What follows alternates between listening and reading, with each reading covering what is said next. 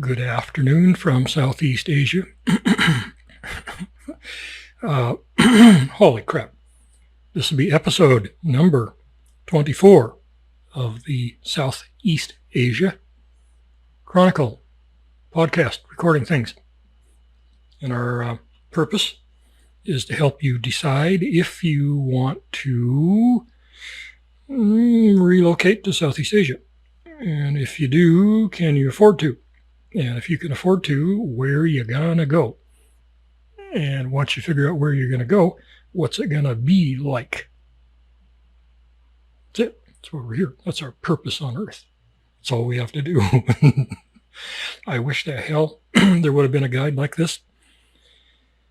Before I came, 10, 11 years ago.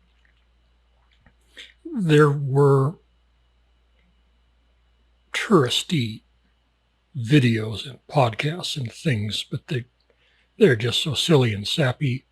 They're just advertisements for whatever country they were talking about. I'm sorry, my voice is just not strong today. I don't know why. Okay.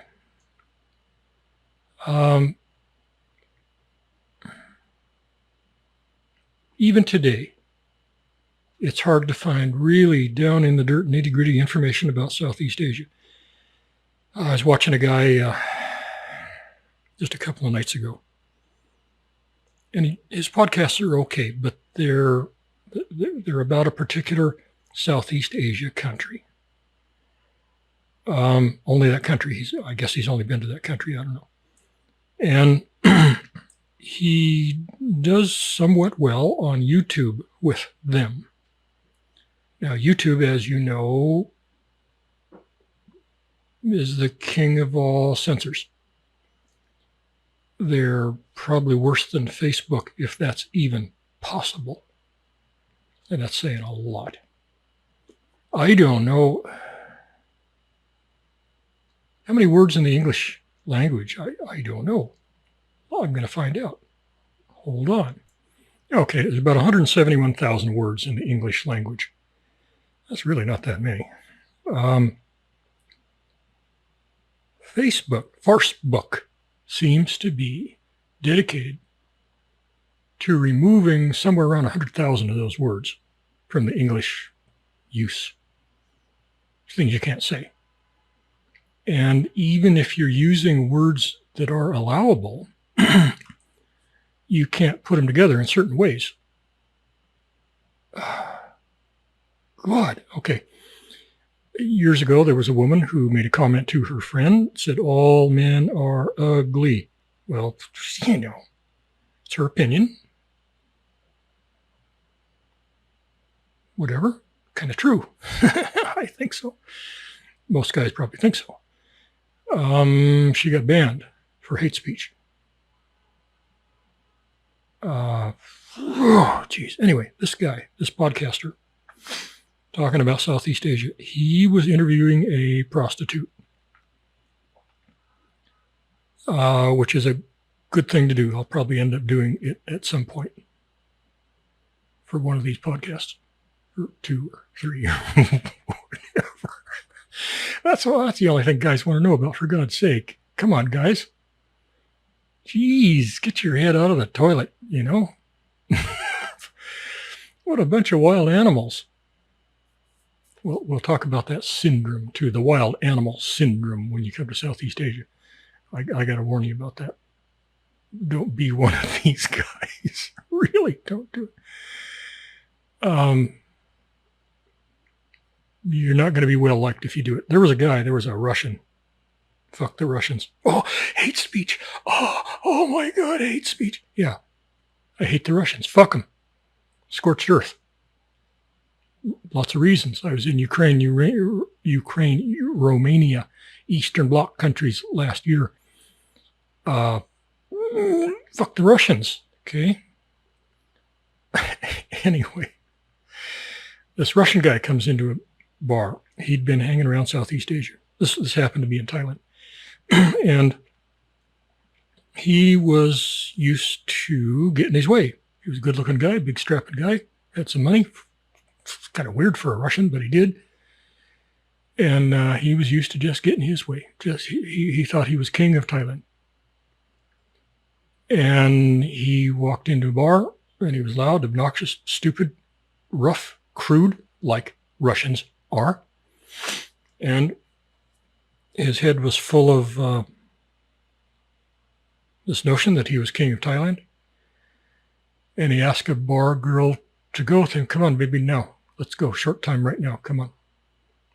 No preamble, no discussion, no, just come on, bitch, let's go. Now, you, go, now. And she just said no.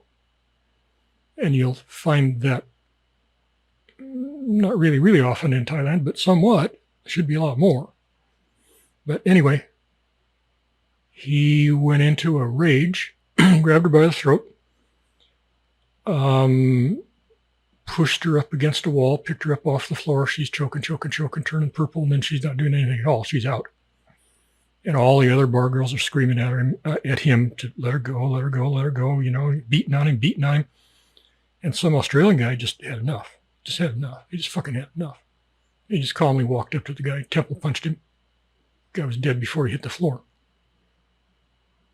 He went in for questioning. They released him back in the same bar next day. Don't be one of these guys who turns into a goddamn sex animal in Southeast Asia. Because people don't like it. The locals don't like it. I don't like it. Other Westerners don't like it. Nobody likes it. You're going to be a fucking asshole and you're going to be a goddamn target.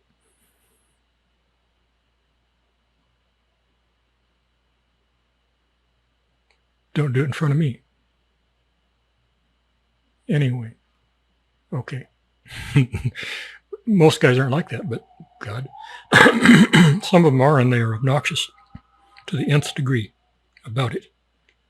Man, oh man. I've told a couple of really brief stories about that earlier in these podcasts.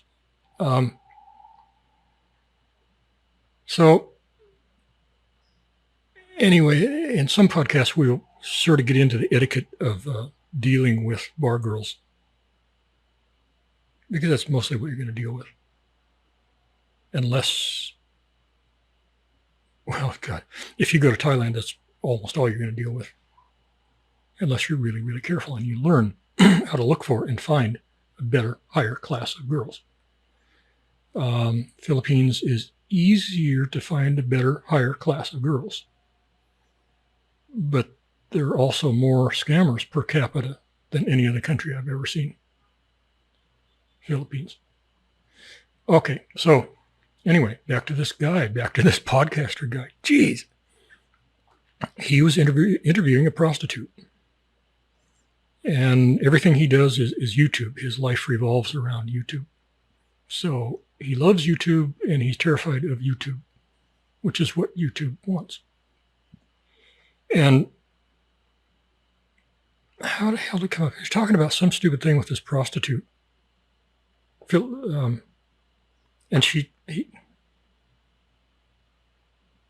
and so she's describing something about prostitution, and something about I think the guy asked her, what do the customers want when they come, when they no, shut up, when they go to her. Hail. And she just, there's not a lot of filtering between the brain and the mouth with these girls. And she just launched into a thing about pussies. And I don't remember even what she was talking about, but the poor guy was just horrified. He's like, oh my God, that'll get us kicked off of YouTube. Pussy. Okay, it's a word. It's part of the English language. Pussy.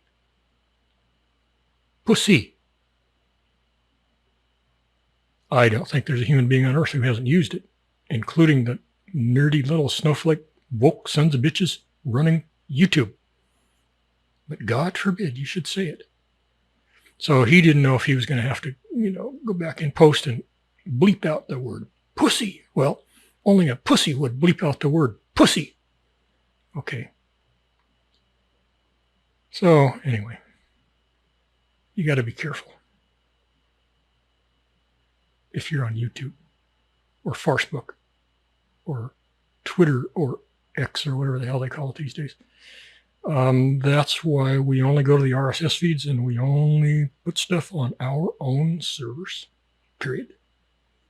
Because we have control. What the hell? We can say pussy. Can you believe that? Oh, the horror. Oh, people will drop dead in the streets to hear that word. Oh, son of a bitch. Okay. So we are the only ones, as far as I know, where you get straight fucking talk about shit in Southeast Asia. Because we ain't afraid to say pussy. And we're going to say, oh, hell, a lot of really worse things as this goes on. So if you're not an adult, tune out, turn off, go away. The snowflakes and the woke are not welcome because they'll just, I don't know what happens to them if they hear bad language. I don't know. I guess they, first thing probably is convulsions. God, I want to see this. I want to see them convulse. God, that'd be funny, wouldn't it? Convulsions, I would imagine, first. No. First of all, they look shocked and horrified. And then their eyes roll back in their heads. And they twitch. And then they fall down. Then they're convulsing. And then they pee. Then they pee their pants. Probably poop. Roll around on the floor. Maybe they bleed from their nose and their ass. Something like that. Probably start hyperventilating.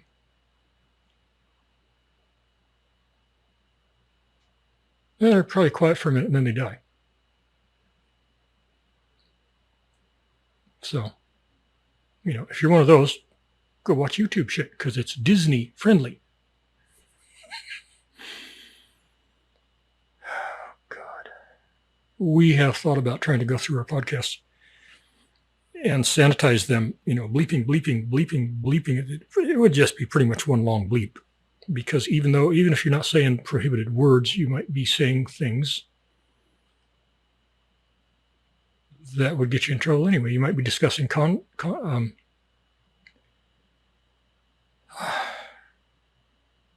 Jeez. My brain is slowish today, as it always is, all right. Slower than usual today. Concepts and things and subjects that YouTube doesn't personally like.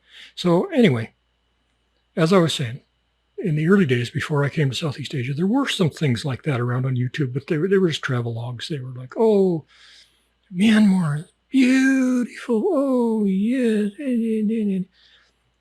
Well, no, it's not. What's the truth? Where do you go to get the truth? You're not going to get it on YouTube or Facebook or anything else because all the people who tried to tell the truth there, they just got banned or blocked or accounts deleted or whatever. So we're telling you the truth. That's why we're, different. Okay. So in the last episode, we had sort of wound up with our rental from the infamous Jewish real estate tycoon from New York City. One thing I didn't mention was that as soon as we got into that house of Jay's, people in the neighborhood started blocking our gate so we couldn't get in and out. And we started out really polite. We'd go through the neighborhood knocking on doors. Is this your car? Is this your car? Is this your car? Had a huge sign there that said, do not block this gate. And everybody with two brain cells to rub together knows you don't block a gate. Well, these people didn't care. It was phalanx and ties equally. And we got testier and testier. Sometimes we couldn't find the people.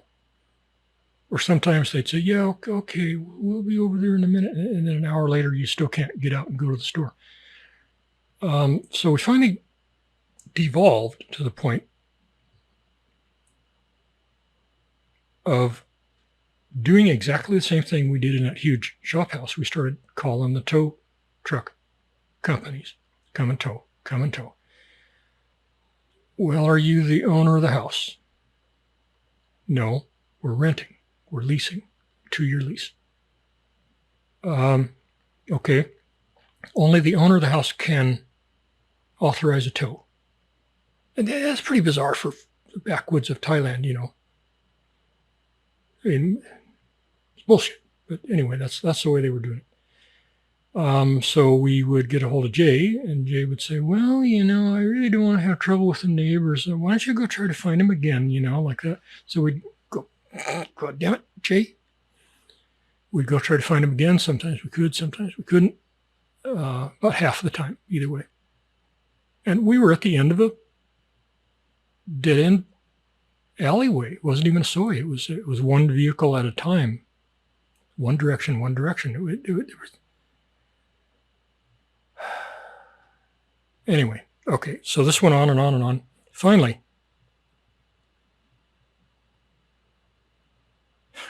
it turned out that when we started really pushing Jay to call a tow truck, he said, well, you know, I know I told you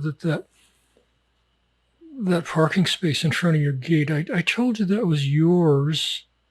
I told you that went with the house. I said, yeah, Jay, you told us that 3 times in front of witnesses. You were very proud of it. You said it very loudly.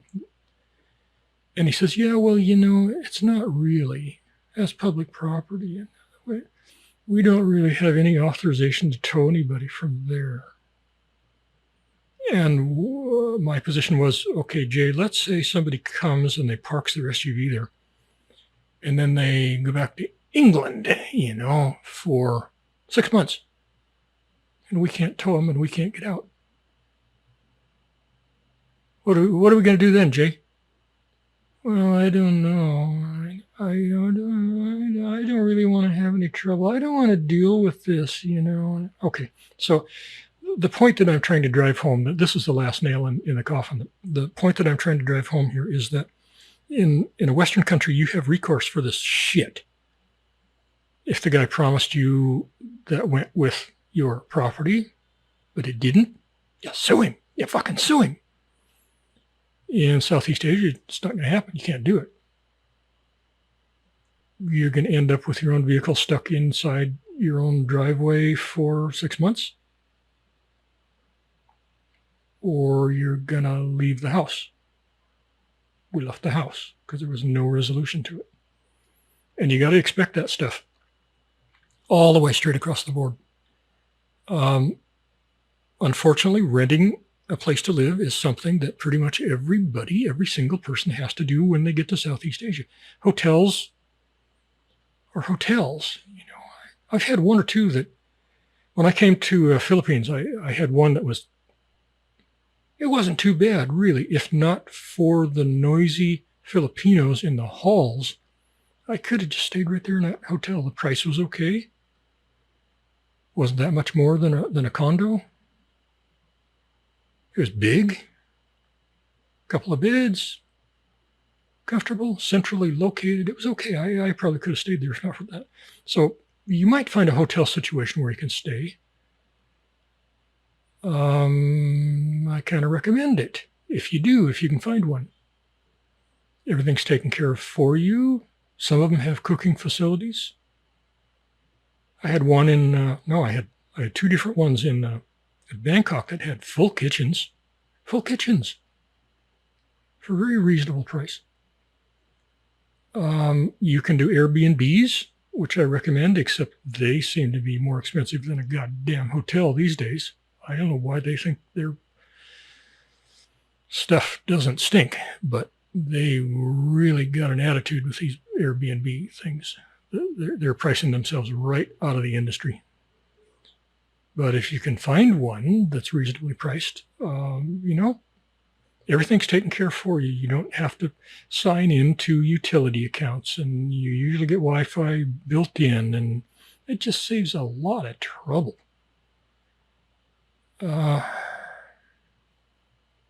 really recommend a solution like that, unless you, for the first year, be really, really, really sure you want to stay there, because if you don't, and you want to get out of your condo, you want to get out of your home that you bought or whatever, almost forget it. Just forget it. There's no line of people banging on your door to buy your property.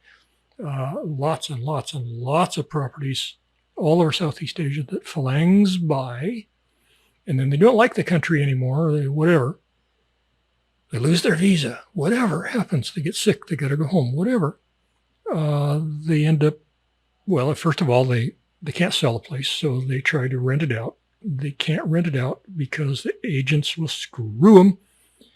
The tenants will screw them, and they just get screwed and screwed and screwed and screwed. And then they abandon the property. They just abandon it, lose everything.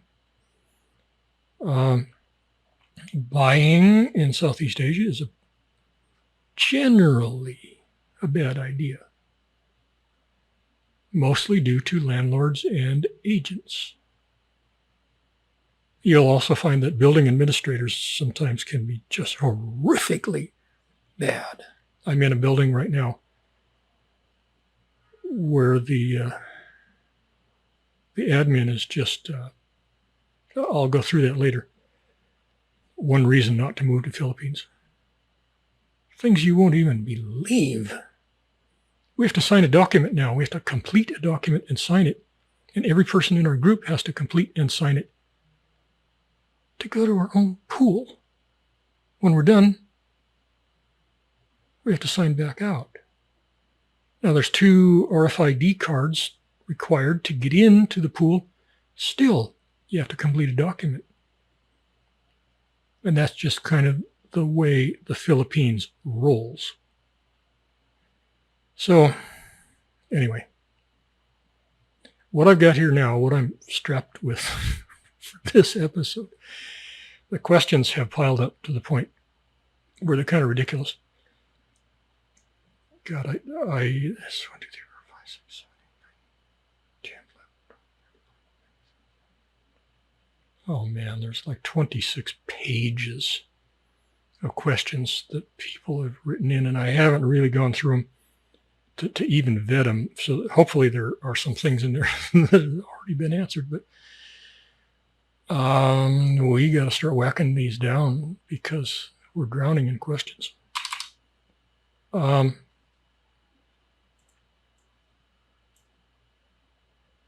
Okay, this one wants to know, I don't know what the hell he wants to know. I'm going to answer it this way.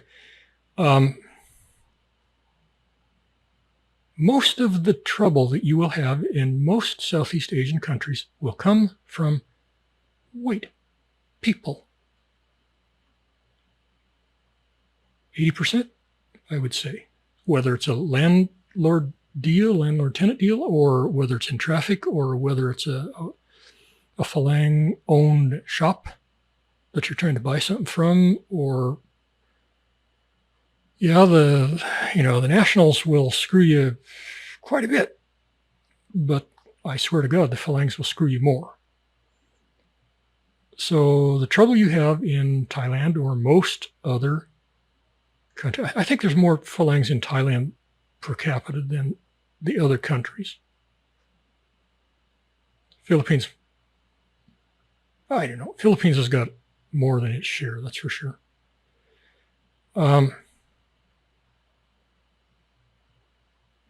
You're going to have more trouble with the whites than the Westerners, the Phalangs, the Americans, the Canadians, the Brits, Australians, Germans. That's where most of your trouble is going to come from, especially in traffic. You'll see the nationals driving like lunatics, like monkeys. Ling is the Thai word for monkey, ling. They drive like lings, like crazy, drunken lings. But they don't usually instigate issues. Phalangs will. The Phalangs will cut you off, flip you off, stomp on the brakes in front of you. Typical Phalang behavior. It's one of the reasons many, many, many of us, including me, left or want to leave our Western countries. Phalangs cause trouble. The word phalang, I explained that before. It's not phalang. It's a Thai word. It's farang, F-A-R-A-N-G. The Thais don't really pronounce the R's well in that particular word, so they bastardize it to phalang. And it's pronounced with the emphasis a little bit on the fa. Phalang. Phalang. It's not, I say it phalang. That's incorrect. It's phalang. And technically the word just means white Westerner.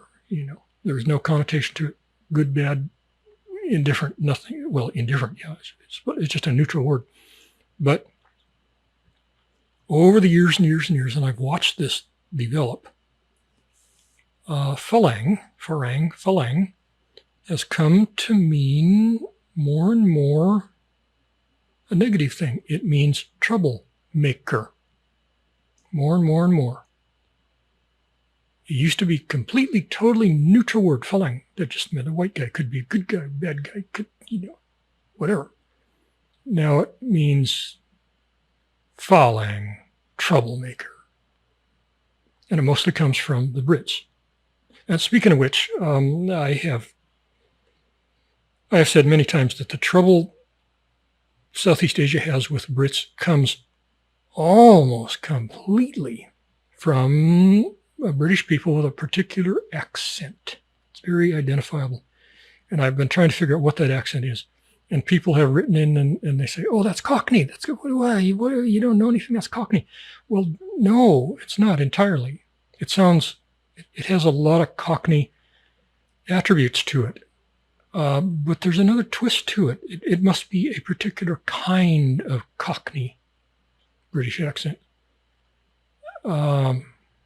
Cockney is a very, very big way of speaking in England. I suspect that there are, variations of it.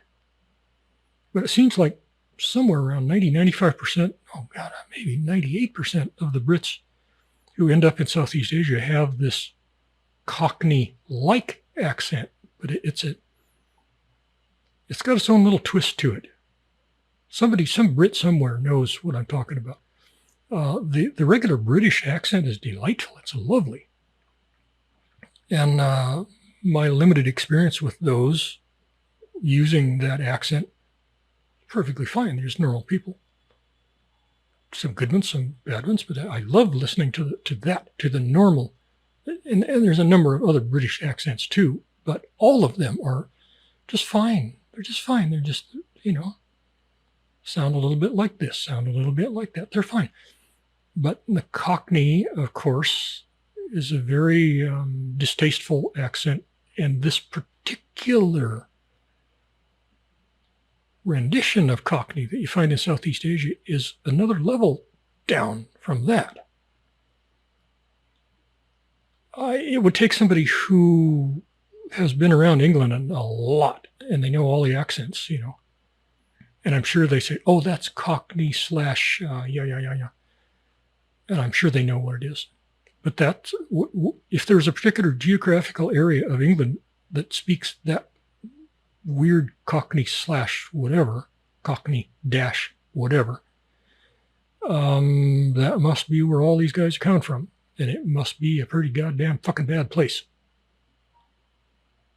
Jesus Christ. Anyway, all right. In traffic, in Southeast Asian countries, I would say, from my own experience, I would say 85% of all the trouble, confrontations I've had in traffic came from phalangs. And of the ones where I could identify the accent, almost all were British. It's just a troublemaking strata of society. And so their behavior has begun to change the meaning of the word phalang. And now it's somewhat negative. It has dipped well into the negative. Okay, so that answers that question. I hope it does. Somebody will ask the same question 3 days from now.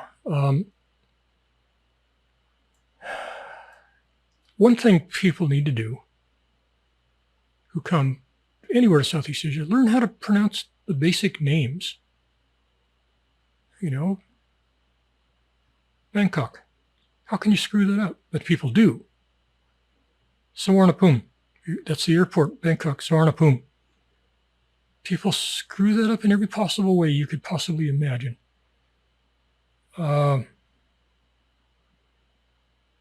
Isan. That's a huge, huge section of Thailand. It's spelled, in English, it's spelled I-S-A-A-N, Isan. And you get these guys come down, mostly Brits. And it's they'll pronounce it every possible, Isan, Isane. You know, no, it's Isan. Why is that difficult? You sound like a moron, you know? Learn to pronounce the basic names of places.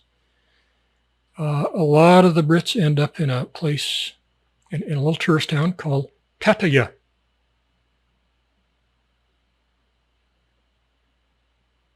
Only 3 syllables. Pretty clear. Pattaya. Okay. I can't count the number of people who will show up there, and some of them have lived there 10 freaking years, and they pronounce it Pattaya. No, it's not fucking Pattaya. Look at the spelling. It has nothing to do with, there's no I in there. There's no I. There's... Some of them kind of sort of get it right. They say Pattaya. No, it's not Pattaya. It's kind of spelled that way. Ask the locals. You say Patta. P-A-T-T-A. Patta. Give it a little brief pause. Ya. Patta. Ya. Pattaya. Pattaya. The Y is used for the ya. It's not used for the end of the pate. Pattaya. Pattaya. Fucking hell. Lots more examples. You go Google how people mispronounce Southeast Asian names. It's just shocking shit. Cambodia is Kombucha. Fucking hell. Laos, pronounced locally as Lao. You know, come on. It's okay to be stupid when you first get there, okay, but when you hear, when you're going around saying, Pattaya, Pattaya, I'm going to Pattaya, and then you get there, every single person around you doesn't speak it that way except for the really crude imbeciles. And you start thinking, oh, no, wait, no, it's not Pattaya. 99% of people say Pattaya. And I've heard Falang radio casters, personalities pronouncing it Pattaya. What the fucking fuck? Okay. Phuket. They pronounce it fuck it. Come on. Jesus Christ. Koh Samui. Koh is an island. It's spelled K-O-H. That means island. Samui. That's the name of the island. Koh Larn. Okay. It's not Koh Larn. The Koh is pronounced a little bit abruptly, just a little bit abruptly. Koh Larn. Koh Larn. You kind of cut it a little bit short. Koh Larn. Okay. You know, anyway, the point is, learn. And one of the problems is you can't, Google will fuck these up as bad as anybody else. So you can't go to Google. Only if you want to learn how to pronounce things, go to a site made by a Thai or a Filipino or whatever, a Kombucha or Khmer, you know. And they will tell you how to pronounce things correctly. Don't sound like a goddamn British moron. Jeez, that puts people off. Okay. People want to know, this is a really good one. They want to know if they can possibly get into relief work. in Southeast Asia. Okay. That's a huge issue, huge issue. I did some of that in a Western city in the U.S. Learned a lot. I learned some really basic, powerful lessons about what you can do, what you can't do, what you should do, what you shouldn't do with regard to people down on their luck. I learned in the U.S. that I don't want to deal with adults down on their luck. I don't care anymore. Virtually every problem they've got is they brought on themselves out of stupidity, out of weakness, poor planning, stupidity, pretty much almost every single case. And I just burned out. I decided instead, I did feel good about helping kids. So here's what I did. First thing I did when I first got to Southeast Asia. I wrote a form letter. Really nice, polite form letter. 1 page, clear, concise, professional. And I sent it to, I believe, 130 or 140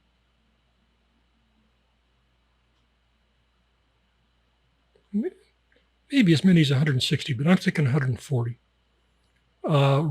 churches, mainly churches or religious organizations in only the Philippines, because I wanted to do that work in the Philippines. I thought that would be the best opportunity for it. I had been there before, and I saw, the need was pretty high. And so I sent that form letter out to all those places. It's quite a little undertaking. And the letter said, "Hello, my name is so-and-so, and I am interested in doing relief work. I'm interested in helping your organization.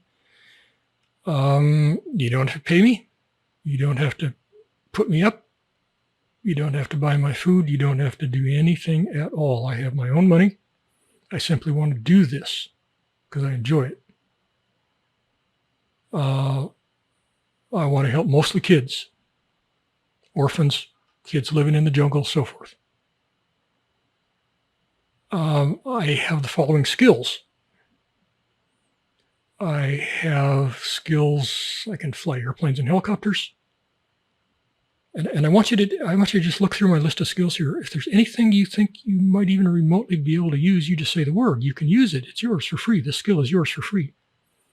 I can fly airplanes and helicopters. I was a logger. I know how to log. I know how to run every kind of heavy machinery. I know how to conduct myself in violent situations with people shooting. And I didn't really elaborate into that, but that's a skill. Take it or leave it. You don't need it. That's fine. I don't care. I can teach English. I wrote 9 books. I wrote hundreds and hundreds of articles for national magazines, some of them fluff pieces for travelogues and things like that. At the end of my writing career, I was making $6 a word. That was in the 80s. That means I have some value as a writer. You got use for that skill? Use it. It's free. I can drive every kind of vehicle. I put a couple 100,000 miles on motorcycles. I was a semi-truck and tractor trailer examiner and teacher. Commercial diver. I pulled 131 shipwrecks off the bottom. I did 321 rescues in the Pacific. Coast Guard twice. I can't remember what all things I listed. A bunch more things. I trained wild horses for many years. Okay. So I had a long list. I had a good solid resume of things, of skills I could bring to the table. If there's anything in here that you think you might be able to use, or any variation of it, or whatever, this is who I am. I'm at your disposal. call me. And I sent those out. And I waited probably 4 months, something like that, give or take 4 months. And how many replies did I get? I didn't get one. And I thought, oh, what the hell? Maybe this batch of mail got lost or something, maybe the whole batch got lost. Because, 130, 40, 50 relief churches in the Philippines, they're all Christian churches. Certainly, at the very least, one pastor or father would write back and say, "Oh, thank you for the letter. That's really nice. We can't really use you right now, but let's stay in touch." Not one, nothing, and no mail got returned either. So after whatever it was, 4 months, whatever, I made up another batch, slightly different wording, but pretty much the same thing, and sent them off again to the same addresses plus more. That's probably the batch that had 160. And I waited again. And after about 3 or 4 months, I got like 3 replies. As I recall, one of them was just asking for a direct donation. They didn't want to know. They didn't want my help. They didn't want anything. They just wanted me to send them money. There were 2 others that said I would be welcome to come and help at their complex, whatever it was, as long as I paid them a lot of money for every week that I was there.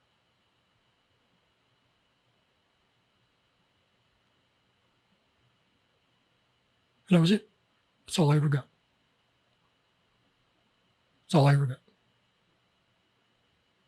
So I thought, oh, okay. That was the beginning of my understanding of relief work in Southeast Asia. Most of them are too lazy to even ask you for the money, but if they do get up the gumption for that, that's all they want is the money. They don't care really about helping hardly anybody at all. They just want more money so they can hire more administrators who will ask for more money. And yeah, occasionally, they buy some bulk cheap food and they distribute it in some poorer neighborhood, to drop in the bucket. Do that once a month and think they're relief workers. Okay, so after that, what I did was I contacted a few of the local, no, not a few, probably a dozen of the local charity organizations in Thailand, and said basically the same thing. Look, I can do this, I can do this, I can do this. I can take pictures, I retired as a photographer, I can take pictures. If you need pictures, just tell me. And 2 of them got back to me. 2 of them. One of them was a home for children who had been sexually abused, usually by their parents. The government had put them in this home. I think I went and met them first. And kids were all great. Did some pictures for them. They had a shit life, even though they were getting a lot of donations. They had a shit life. They were living in a really cramped little place. They couldn't go out in front at all. They could barely go out and back. The little back area was walled off. It was so small that all the kids couldn't fit in it at any given time. And they had horrible, boring lives. They were just terrible, boring lives. And so I got to know them for a while and hung around. And one day I got an idea. I said, hey, let's do something for these kids that's cool, that they're going to remember for the rest of their lives. And I made up a whole list of things we could do that I would pay for. And I don't remember what all was on the list. There's about 20 things. One of them was we can We can go have a big barbecue on the beach. I'll pay. And they had plenty of administrators to go along and take care of all the kids. I didn't have to do anything. Just supply the stuff and show up and whatever. So that was one idea. One idea was take them to the water park, or we'll take them to the big amusement park in Bangkok, or God, I can't remember. Take them camping. Look, I'll pay everything. Go camping. We can go take them to a nice restaurant. I'll pay all the meals. There was about 50 kids, so these were not small offers. None of these kids had ever been on an airplane, didn't expect to ever in their lives. So one proposal, I said, okay, let's put them all on a plane together as a group. We'll fly them to Chiang Mai. Get off the plane. We'll have lunch. They can look around, maybe walk around a little bit. Back on the plane, back here same day. Total time, 5 hours. And I thought that was fairly generous, I offered to take them all bowling. Can't remember what all. About 20 things like that. And I made that up into a nice proposal and sent it to the guy who was the head of the home, some Falang. And took him about a month, and he wrote back and he said, "No, we're not really interested in doing any of this stuff for the kids. Can you send us money?" Oh, fucking hell. And I never went back out there again. The other one I got involved with was a pretty big one. I got involved with a couple of them just kind of sort of on the periphery, and I could never really work my way in.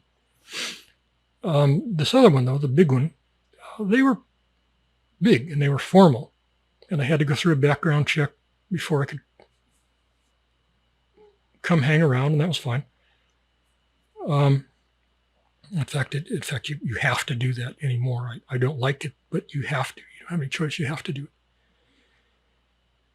it. Even if it's not required by law, just common sense tells you have to do it. So, perverts and pedophiles thinking about, oh yeah, I'm going to go to Thailand. I'm going to get involved with charities. No, you're not. No, you're not. You're going to get stopped cold. Period. So don't just don't even think that. And I hung around with this outfit for quite a while. I don't know, like a year maybe.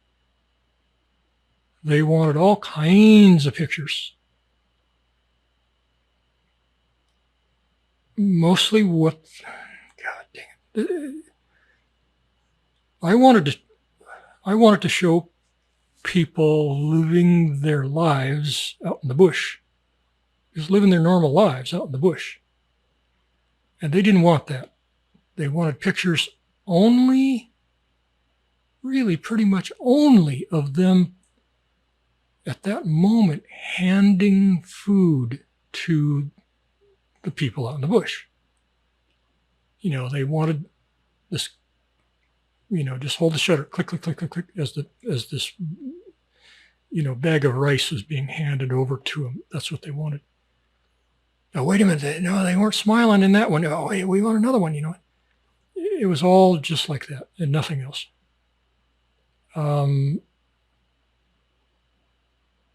They wanted me to go in and photograph dying people in jungle huts. Well, I was kind of okay with that and kind of not. On the one hand, it's good for people to see the shit, how people are suffering.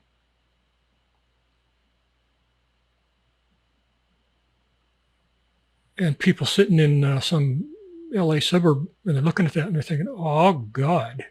Oh, God. Oh, that old woman, look at her. She's laying in a chase lounge.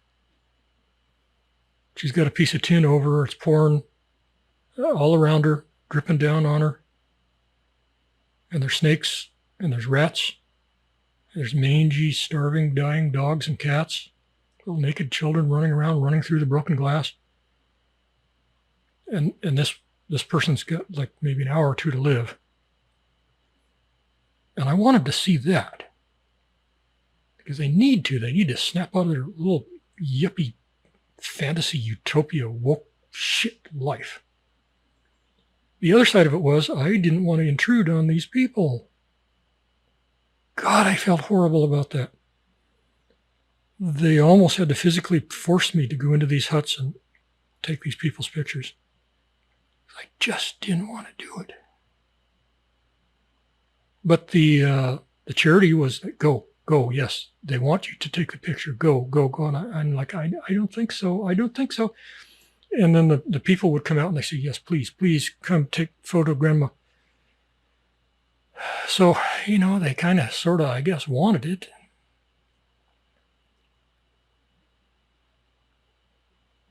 But it was tough.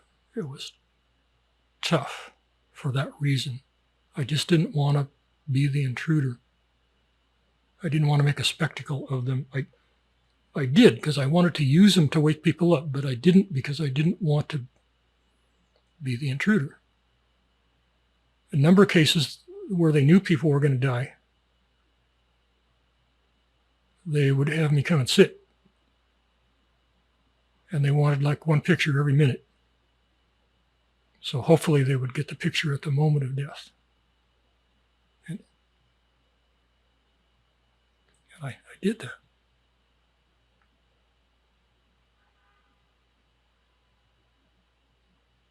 And I don't know what that means, to my eternal soul. I don't know. I don't know what the great pumpkin thinks of that.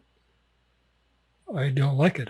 I see it as something 50% a good thing, 50% a bad thing. It was Jesus Christ.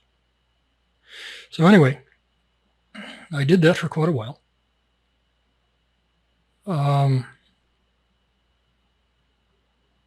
And then I began to see things. One thing I began to see was that this charity was getting humongous loads of donations, of physical goods donations. And I donated shitloads of stuff to them. I was a quintessential consumer, and I bought everything. I had deliveries coming, 3 to 7 times a day, just because I like to buy stupid shit. And I look at it, play with it for an hour a day. And, I don't really like it anymore, and returns are difficult, so you give it away, or it stacks up in some big shop house, which is what happened to me. So I gave them just loads and loads and loads of donations of stuff.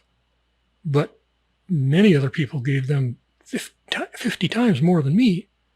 They would have pickup after pickup after pickup, even big 1-ton, maybe 2-ton trucks back up to their big main area and just offload this gigantic pile of stuff. Well, as it turned out, people don't usually give away stuff they like. They give away stuff they don't like. That means chances are fairly good that nobody else is going to like it either. Or it's damaged. Well, here, we'll give you these things. Maybe you can fix them, Okay, so it went like that. And that was okay. That's part of the whole giving and accepting thing. That's just kind of the way it goes. The thing that began to wear on me was that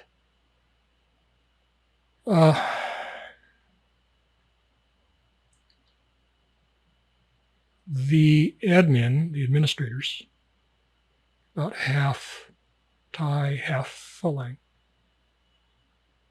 As soon as the stuff would get dropped off, all the kids would crowd around it. I don't know how many kids. I think they had, maybe 70 kids, something like that. And the kids would crowd around it, and they knew it was a donation for them, and they're like, oh my God, they're told, no, don't touch. We have to sort it first. And sort of thinking, oh my God, maybe I could get that thing. Maybe I could get that wagon, Oh, geez. Okay, so then the admin people would come in and they would sort it all right. They would sort it from shit to good, and the good stuff went in their cars and went to their homes. And all the broken, nasty, worthless shit got left for the kids. And it pissed me the fuck off. Fucking pissed me off. Still does, obviously. I'm not very good at masking my feelings, but that fucking pissed me off. And this was done anywhere from 2 to 4 times a week, I suppose. So the children of the admins were living a high life. Stuff that nobody could ever afford to buy for them. And all the while, the people donating this stuff thought that all this stuff was going to these disadvantaged kids that they could take home back to the jungle and have something to play with, you know. And that goes on to this day, exactly the same. That was many years ago. It's exactly the same.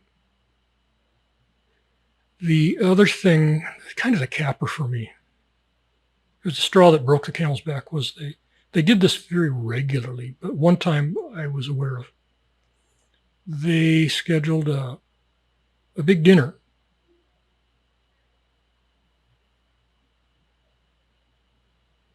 And the admin, how many admin?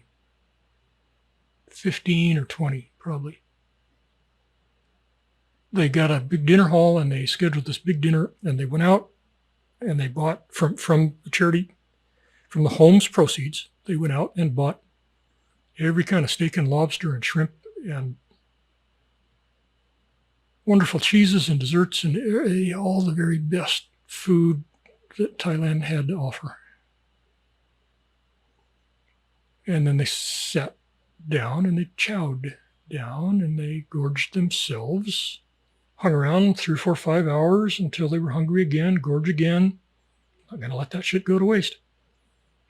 And then, when they were all done, they would bag it up, take it all to their home. Not a goddamn fucking bite for the kids.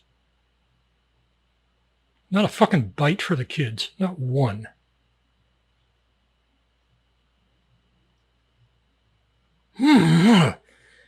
Okay, that was kind of I think that probably was the capper for me. That was the straw. Now, when COVID hit, Thailand was locked down more than almost any other country. And the big cheese, the head honcho of this home, I'm going to be very, very careful here not to reveal it. That person at the very beginning, when it looked like things were going to lock down, that person went home to their home country. Just booked a flight, got out, and left the whole home, the whole operation, the whole organization to be run by, the administrators. A few of whom were dedicated, the rest of whom were just kind of there hanging out to get free stuff, I guess. And then right about the time that person got home, they did lock down the borders. Not only could that person not get back into Thailand, that person was prevented from getting out of their own country. So what did they do? They sat there in their own country and they continued drawing a wage from the home.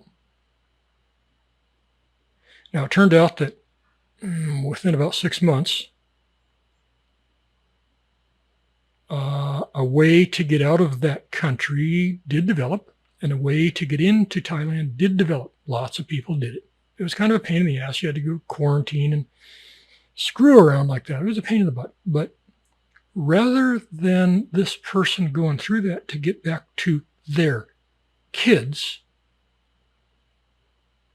they just stayed in their home country for 2 years, drawn a nice salary from the home.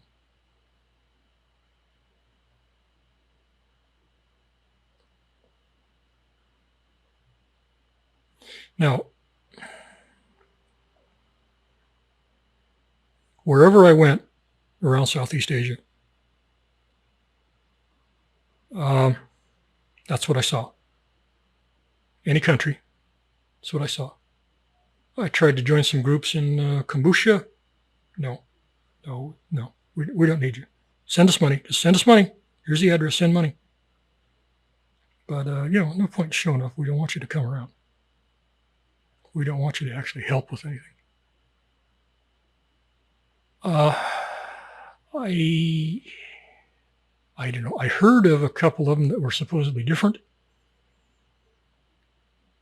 I went and approached them in person, and they weren't any different at all. They just wanted money.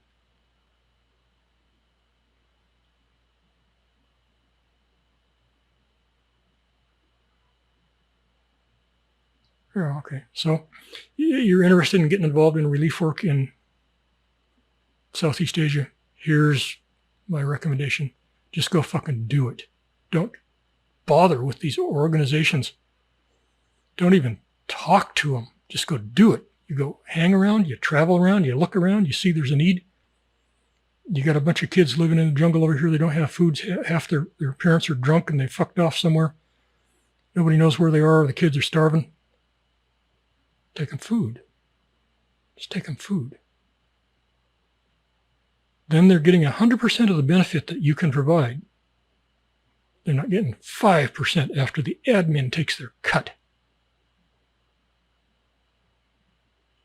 If you want to know where people are who need things, especially kids, as I said, I don't hardly give a rat's ass about adults anymore.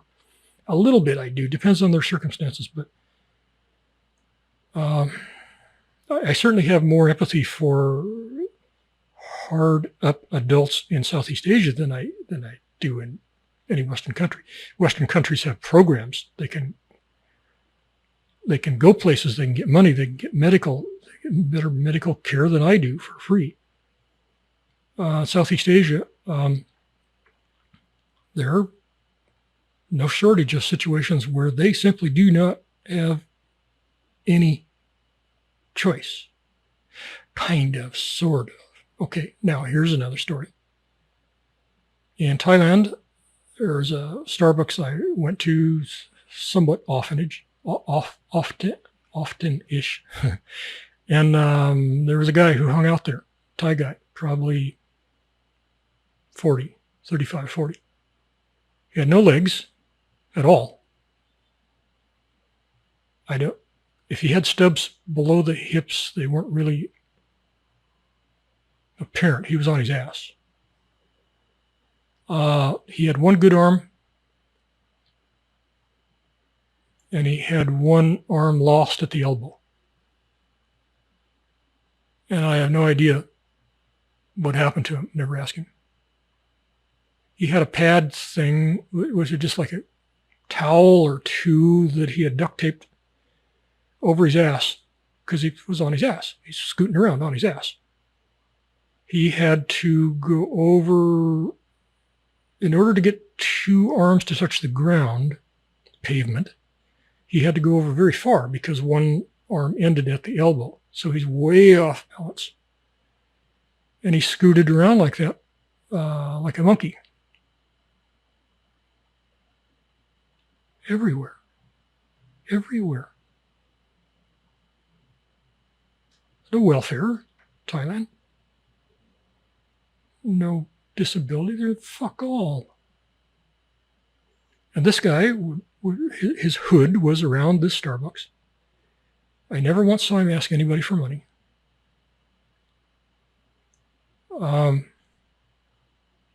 He just hung around there, and people would give it to him. He never sat there with a goddamn cup. Fuck that. Never, never. He just hung around there. And people would come and give him little bits of money, as did I. I gave him a lot of money. Now, it still could be argued, and there still are purists who could argue, well, he could do some kind of honest work, couldn't he? You know, he could sort eggs on a farm or something. Well, maybe he could. I'm not that anal retentive. I'm not going to make that argument. He had it hard enough. Yeah, hard enough. And if you,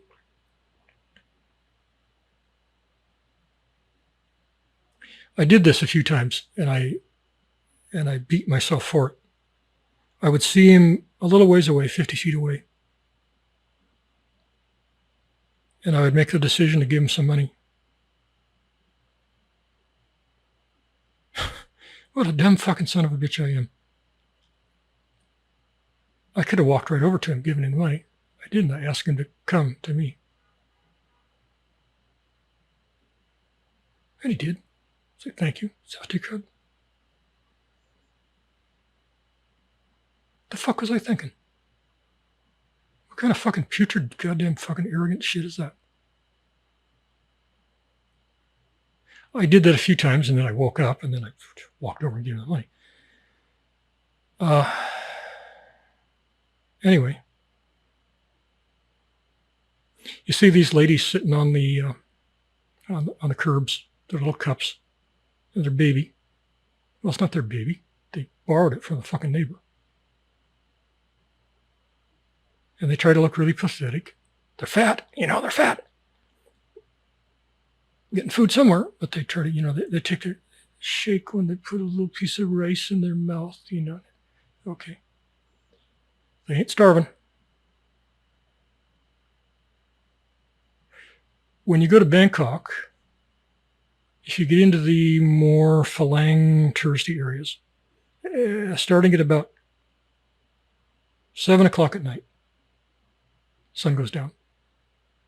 Everywhere you walk, you're going to see little kids sleeping on the sidewalk or off the sidewalk, right next to the sidewalk, on a little patch of grass or whatever. Everywhere. You see them everywhere.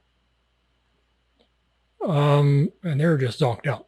They're out to the world. Like they have been bigging all day. And they couldn't walk another meter. And they had a dirty little blanket. They just threw it down there. They lay down, go to sleep, figuring they'll wake up in a few hours and start digging again. It's heartbreaking. Some of them have these filthy old teddy bears. Fairly often they'll have a puppy that's been following them around. The puppy's laying there sleeping next to him.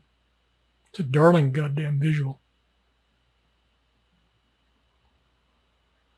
And so 2 out of 3 Phalangs that walk by there, they almost cry.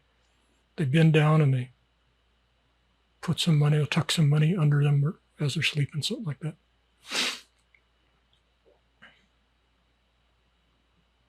Now, every single one is a plant. It's all fake. The vans run by the local mafioso boss. Whatever neighborhoods all run the same. They go around. They have a route where they pick up the kids. The van stops in front like the school bus. The kids come bounding out of the house. And they jump in the van and they're all horsing around, playing around, and the van goes around, picks up till it's full, And then the van will stop a few blocks from the touristy area. The kids pile out. And the mafia drugs them. They can take a sleeping pill or maybe inject a little something.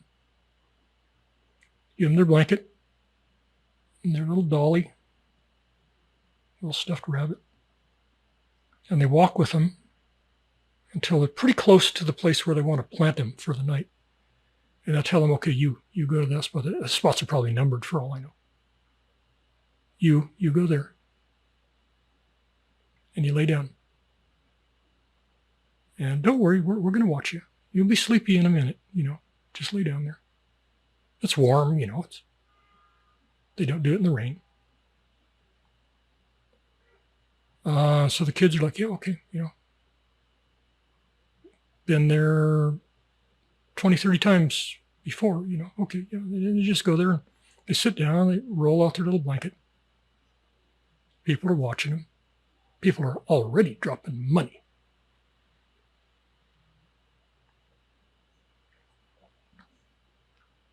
And pretty soon they fall asleep.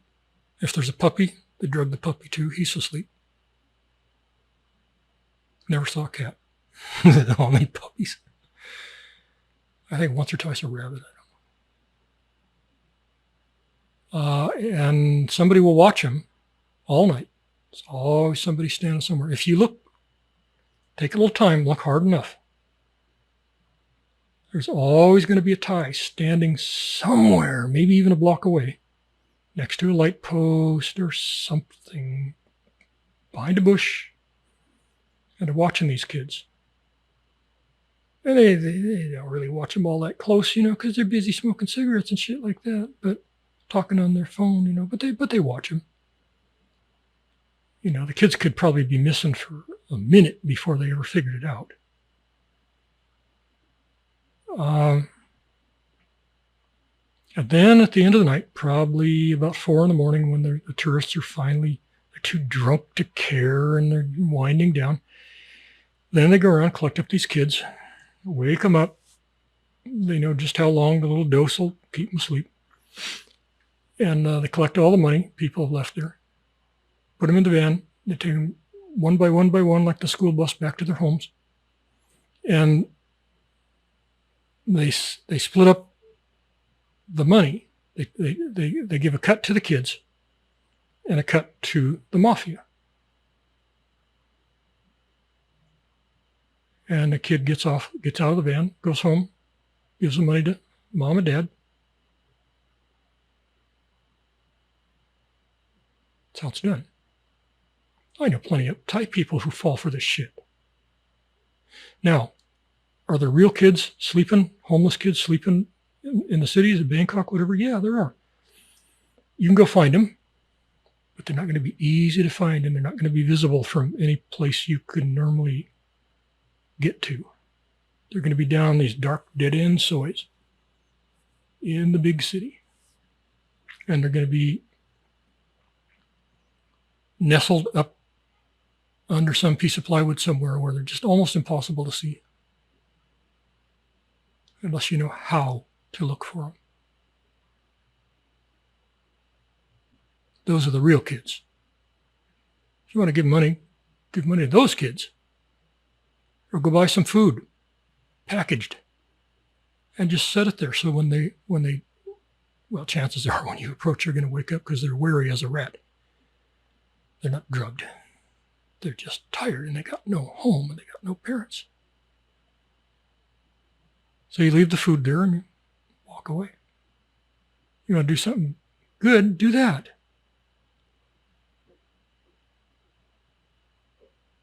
Jesus. That's relief work in all of Southeast Asia. It's going to be the same scenario pretty much everywhere. I do not see the sleeping kids.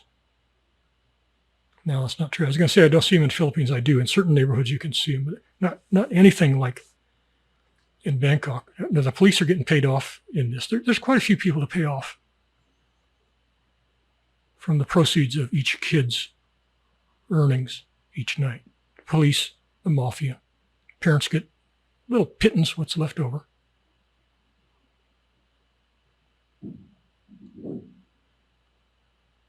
It's a rough life. It's a rough life. Okay, so I may think of more on that topic some other time. How do we do for time here? On that cheery note, let's just call it a day. I still have, like 28 pages of questions here. I'm scrolling through. Oh my God almighty. I don't know if 5 more episodes are going to do it. Holy crapola. I'm just going to browse here. Is there anything? No, there's nothing. There's no question that whose answer I can launch into that's going to be short.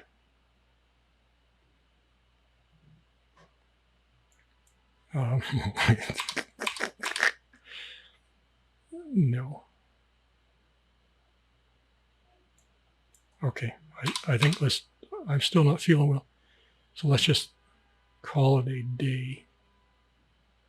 Yeah, every one of these is like half of a podcast. So, okay then. Kitties.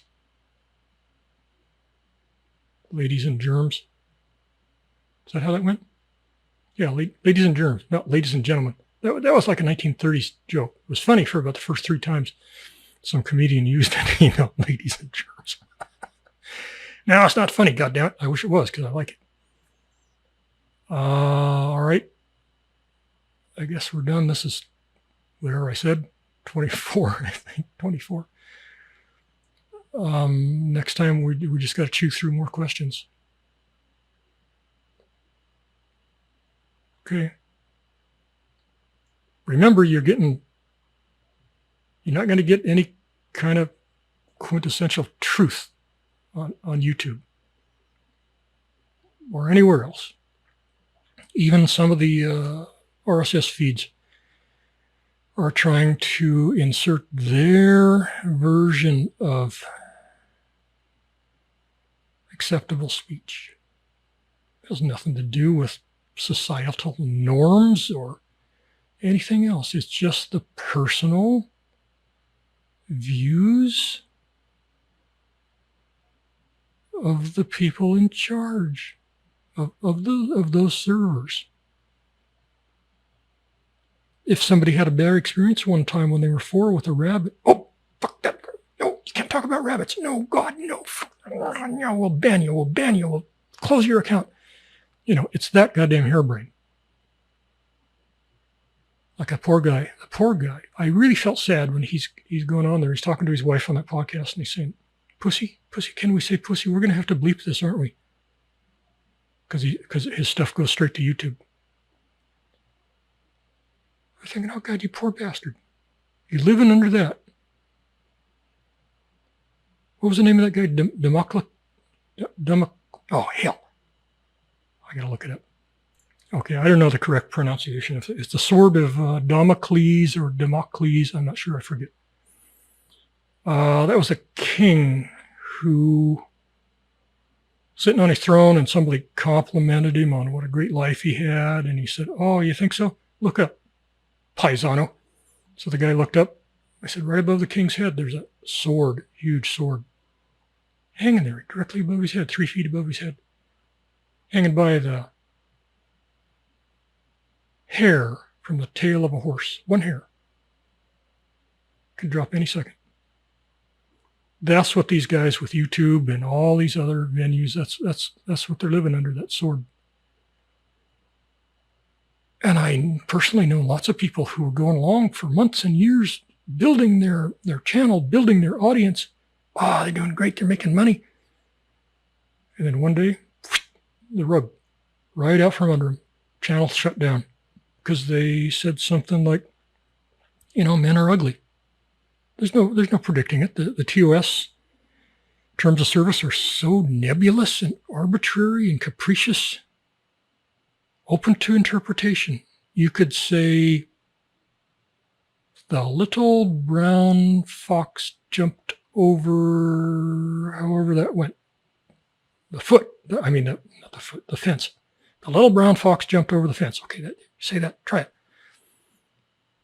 Maybe they'll ban you for that. You don't know from one given moment to the next. Maybe they'll say, well, that's hate speech, we don't like it.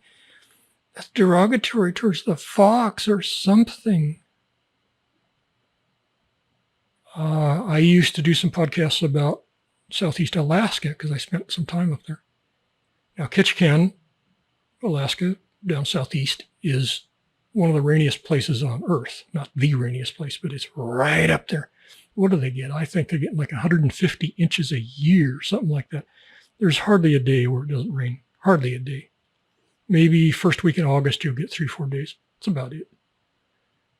And I talked about what a miserable climate that was for some people. Some people like it. Not that many, because the town's pretty small. It's not growing, really. Well, a little bit. And I was always afraid I was going to get jerked from YouTube because they would say, well, that's disparaging of the people of Ketchikan, Alaska. You know, you're putting down their place there, you know, saying it's terrible because it rains. Well, we can't allow that, you know. That makes them feel bad. That's hate speech. Because you don't know from any given moment to the next. So these are the only ones I know of where where somebody is actually telling it like it is. And I'll continue. I don't care how I have to do it. I'll continue. Not going to be censored. All right. Thank you very much. Good evening and good night.